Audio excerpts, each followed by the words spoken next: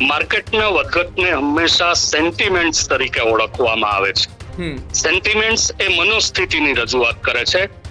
બજારને કદાચ આર્થિક પરિબળો સાથે ઓછી લેવા દેવા હોય છે, લોકોના માનસ સાથે વધુ લેવા દેવા હોય છે. જેમ કે એક સમય હતો કે સોના અને ચાંદીના ભાવ આસમાને આંબી રહ્યા હતા. સોનું જ્યારે 2,20,000 પહોંચ્યું ત્યારે મીડિયામાં એવી ચર્ચાઓ શરૂ થઈ હતી કે સોનું 5 લાખે પહોંચશે. તો લોકોનું આ માનસ દર્શાવે છે. લોકોના માનસમાં ખરીદી અને તેજીનો માહોલ હતો. તેજી અને મંદી બજાર કરતા લોકોના માનસમાં પડેલી હોય છે. હજી તો એક જેવી શક્યતાઓ ઊભી થઈ કે યુદ્ધ વિરામ 15 દિવસ માટે રાખવાનું નક્કી કર્યું છે, હજુ આ બંને દેશોએ સમજૂતી કરી છે.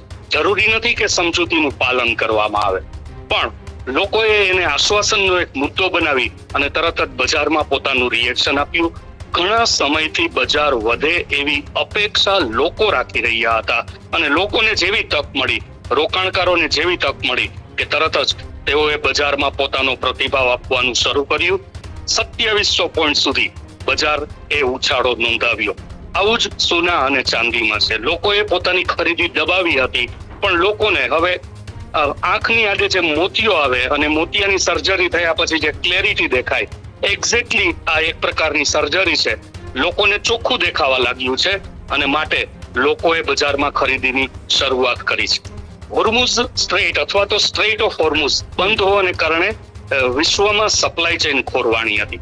ફક્ત ઓઇલનું આવાગમન નહીં, પરંતુ ઓઇલ સિવાયની પણ જીવન જરૂરિયાતની ઘણી બધી વસ્તુઓ સ્ટ્રેટ ઓફ હોર્મુઝમાં અટવાઈ અને પડી હતી. એને મંજૂરી આપવામાં આવતી નહોતી.